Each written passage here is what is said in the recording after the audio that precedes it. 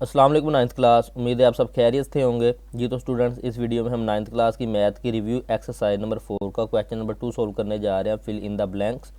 First blank है the degree of the polynomial x square y square plus 3xy plus y cube is equal to. तो इसकी हमने जो है degree बतानी है इस अलजेब्रिक एक्सप्रेशन की। तो सबसे पहले मैं आपको बता दूं कि डिग्री क्या होता है।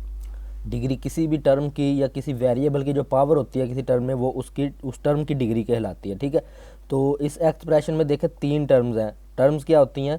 जो ऑपरेटर की मदद से यानी कि प्लस या माइनस की मदद से अलग अलग की होते हैं। ठीक है, अलग अलग करें तो उनको टर्म बोलते हैं। तो इसमें देखें ये अलग है, तो इतना हिस्सा ये एक टर्म है, और उसके बाद ये मिडल टर्म यानी कि एक टर्म ये अलग है, और उसके बाद ये जो है ये वाई क्यूब जो है ये एक अलग टर्म है। ठीक है, तो ये 3 टर्म है इसमें। तो हर टर्म की अलग अलग डिग्री है, हर टर्म की अलग अलग एक्सपोनेंट है। ठीक है, तो इसी तरह एक्सप्रेशन की अलजेब्रिक एक्सप्रेशन की क्या जो होती है डिग्री क्या होती है? जो उसमें टर्म दी गई होती हैं और जिस टर्म की सबसे ज़्यादा डिग्री यानी कि सबसे ज़्यादा उसके वेरिएबल की पावर होती है वो उसकी डिग्री होती है। ठीक है, तो ये एक टर्म है, इसमें 2 वेरिएबल हैं। ठीक है, तो दोनों की पावर 2 और 2 है, तो दोनों की पावर मुकम्मल टोटल पावर जो होती है वेरिएबल की वो 4 हो जाएगी। ठीक है, इसी तरह ये टर्म है, तो इसमें भी 2 वेरिएबल है एक्स और वाई। एक टर्म में जितने भी वेरिएबल और उनकी टोटल पावर देखनी होती है। तो इसकी 1 और 1 जो है पावर 2 हो जाएगी इसके एक्सपोनेंट, और इसी तरह से इस एक ही वेरिएबल है और उसकी एक्सपोनेंट जो है वो 3 है। तो इस तरह से देखें तो इसमें सबसे ज़्यादा डिग्री या सबसे ज़्यादा एक्सपोनेंट किसकी है? इसकी है। तो यही जो है इस पूरे अलजेब्रिक एक्सप्रेशन की डिग्री हो जाएगी। तो इसकी डिग्री यहाँ पे हम लिख देंगे 4। उसके बाद ये ब्लैंक नंबर 2 है, इसको सोल्व कर सकते हैं हम एक फार्मूला के मुताबिक। अगर हम इसको इस तरह से लिख दें, यानी कि ये 2 टर्म है, दोनों को अगर हम स्क्वायर फॉर्म में लिख लें तो इधर लिख देंगे एक्स होल का स्क्वायर और माइनस इधर हम लिख दें 2 होल का स्क्वायर।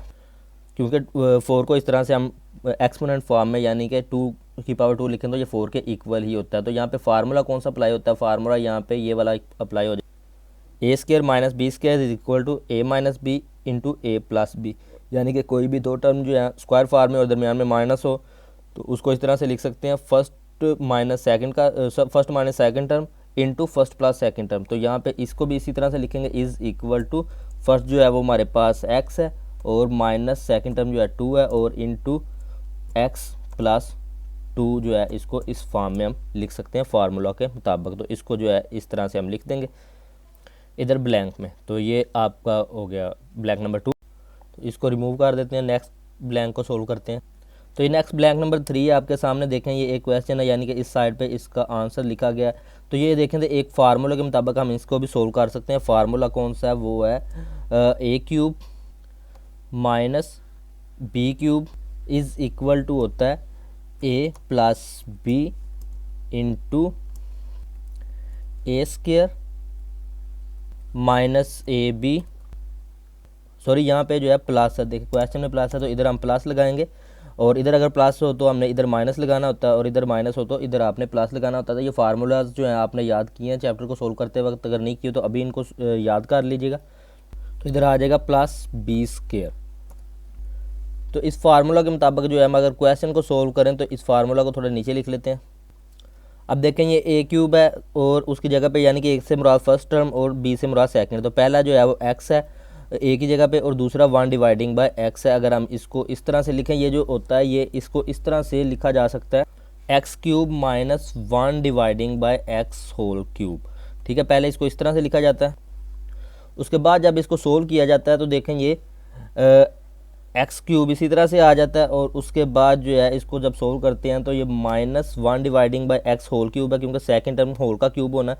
तो ये 1 का क्यूब 1 के इक्वल ही होता है, और इस तरह से क्योंकि डिवीजन में या बटे में या तो दोनों का क्यूब है तो एक्स का क्यूब एक्स के क्यूब के इक्वल लिख देंगे। 1 का क्यूब जो होता है वो 1 नहीं होता। तो इस तरह से ये है, तो इसको इस फॉर्म में या तो इस फॉर्म में सोल्व करने के बाद ये आया। ठीक है, तो यहाँ पे फर्स्ट टर्म जो है वो एक्स है और सेकंड जो है वो 1 डिवाइडिंग बाय एक्स है।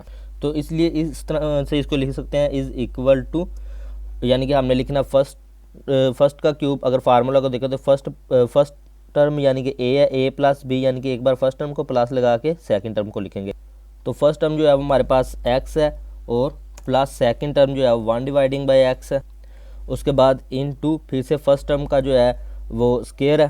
तो यहाँ पे जो है स्क्वायर ब्रैकेट लगा के लिखेंगे क्योंकि अंदर भी ब्रैकेट्स यूज़ होनी है। तो यहाँ पे फर्स्ट टर्म का जो है स्क्वायर है वो इसी तरह से लिख दें आप, और उसके बाद माइनस एक बार जो है फर्स्ट टर्म है, यानी कि फर्स्ट टर्म x है, और सेकंड जो है 1 डिवाइडिंग बाय x इस b की जगह पे, तो यहाँ पे लिख देते हैं 1 डिवाइडिंग बाय x, और उसके बाद प्लस सेकंड टर्म का स्क्वायर है, तो यहाँ पे हम लिखेंगे सेकंड टर्म जो कि 1 डिवाइडिंग बाय x है, यानी कि b की जगह पे 1 डिवाइडिंग बाय x है, तो यहाँ पे लिखेंगे 1 डिवाइडिंग बाय x होल का स्क्वायर।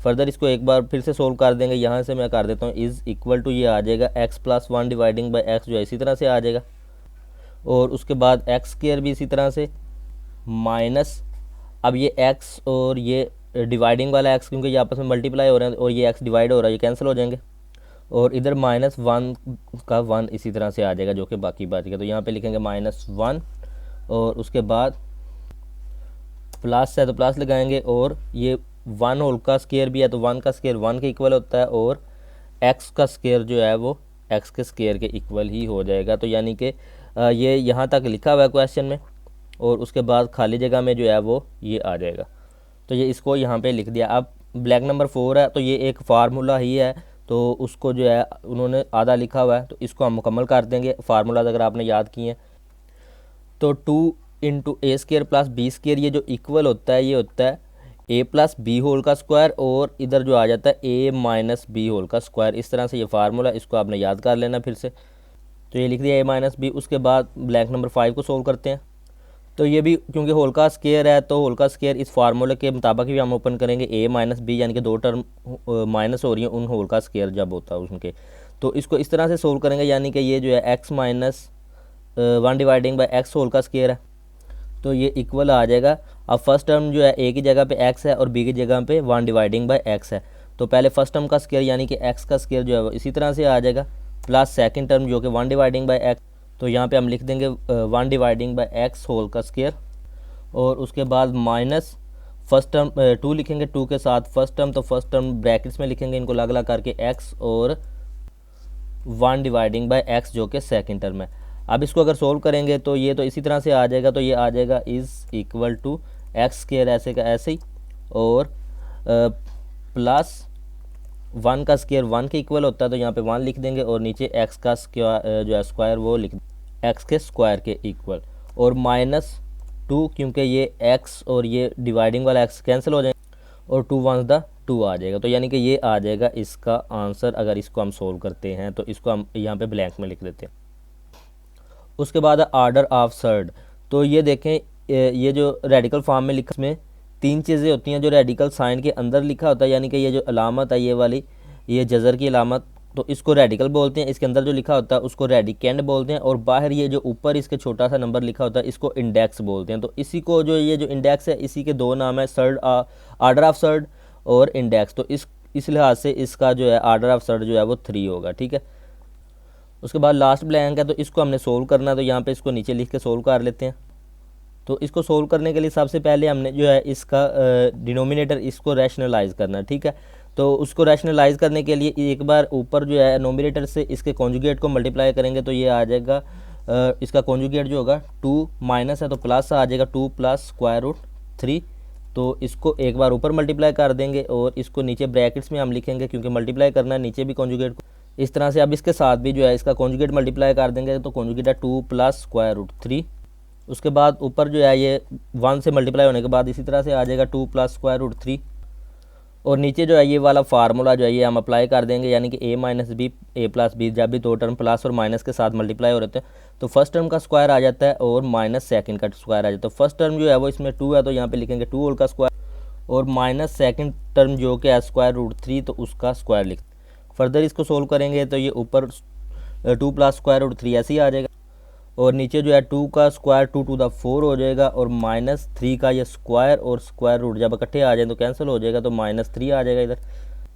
फिर से इसको सोल्व करेंगे तो ऊपर 2 प्लस स्क्वायर रूट 3 ऐसे ही आ जाएगा, और नीचे आ जाएगा 4 माइनस 3, तो 1 के इक्वल, तो 1 नीचे हो तो लिखते नहीं है, तो इसका फाइनल आंसर जो है वो आ जाएगा 2 प्लस स्क्वायर रूट 3। तो इसको जो है हम इधर पुट कर देते हैं ब्लैंक में, तो ये मैंने कर दिया इसको पुट। अब सारी फिल इन द ब्लैंक वाला क्वेश्चन कंप्लीट हो गया। अब नेक्स्ट वीडियो में हम क्वेश्चन नंबर 3 को सोल्व करेंगे। आई होप सो कि आप क्वेश्चन को समझ गए होंगे किस तरह से सोल्व किया, और अगर आपको कोई प्रॉब्लम आ रही हो तो आप कमेंट में पूछ सकते हैं। वीडियो को लाइक और शेयर कीजिएगा। मिलते हैं नेक्स्ट वीडियो में। अल्लाह हाफिज़।